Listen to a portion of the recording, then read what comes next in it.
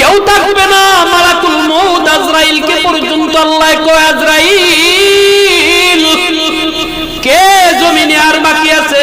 মালাকুল মউত আজরাইল কয়, মালিক আসমানের উপরে তুমি আর আসমানের নিচে তোমার গোলাম আজরাইল। আল্লাহ পাক কয়, আজরাইল তুমি নিজেও মরে যাও। মালাকুল মউত আজরাইল নিজের জান কবজের নিজের আদেশ পেয়ে গেলেন। আল্লাহ কয়, আজরাইল রে আজকে কেউ থাকবে না আমি আল্লাহ ছাড়া।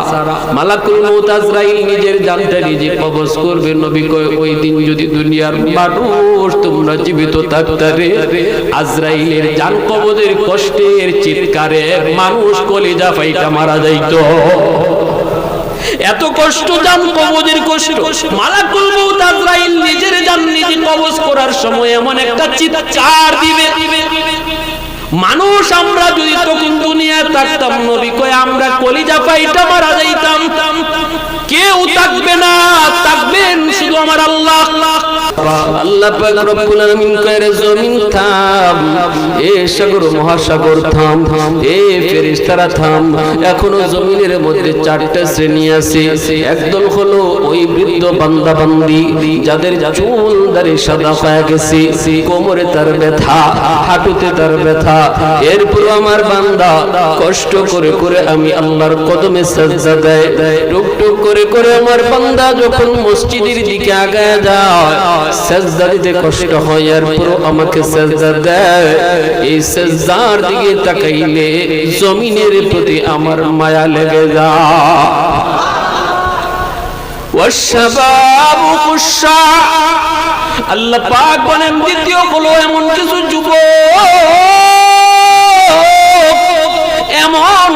যুবক সমাজে রয়েছে, যেই যুবক যৌবনের পাগলামি করে না, যৌবন কালটারে নিয়ন্ত্রণ করে।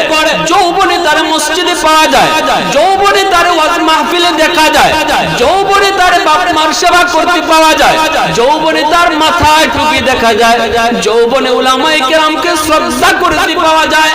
যৌবনে যে যুবক পাগলামি করে না, বন্ধুদের সাথে পাগলামি করার সুযোগ ছিল, অন্যের বাড়ির ডাব চুরি করার সুযোগ ছিল, অন্যের সাথে গুনার দিকে যাওয়ার সুযোগ তার ছিল। যৌবনের চাহিদা হলো গুনাহ করা। এরপরও এমন কিছু যুবক জমিনে রয়েছে রে, যেই যুবকগুলি তার যৌবনকে কন্ট্রোল করে।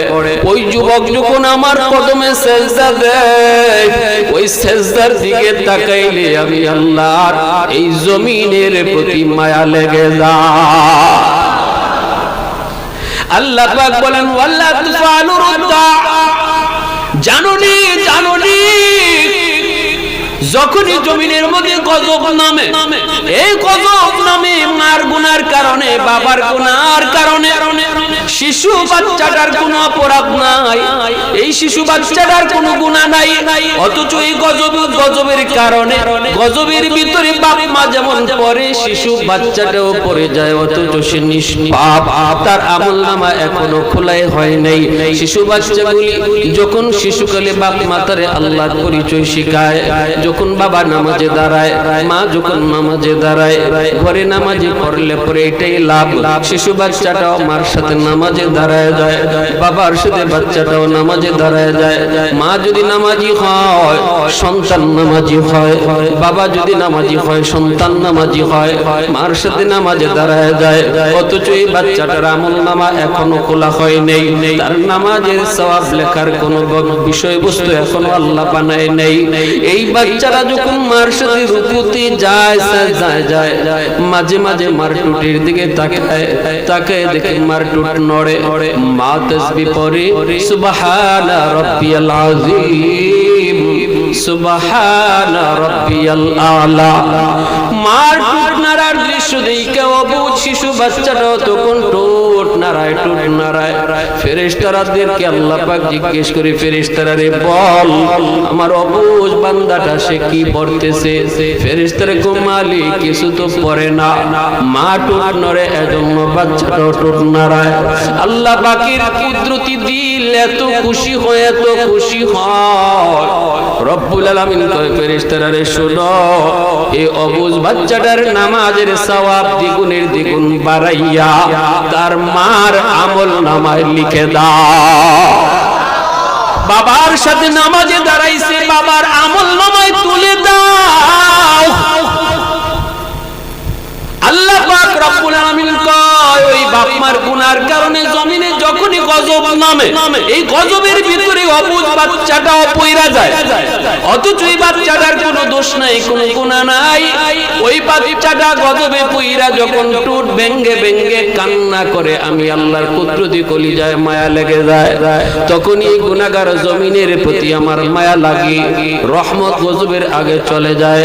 আল্লাহ পাক বলে 4 নাম্বার শ্রেণী হলো ওয়াল আনআমুতা, জমিনের মধ্যে কিছু পশু পাখি রয়েছে রে, গৃহপালিত কিছু পশু পাখি রয়েছে, গরু ছাগল হাঁস মুরগি রয়েছে, এদের কোনো গুনাহ নাই, এদের কোনো সওয়াব নাই, নামাজ নাই, কালাম নাই, কিছুই তো এদের উপরে নাই।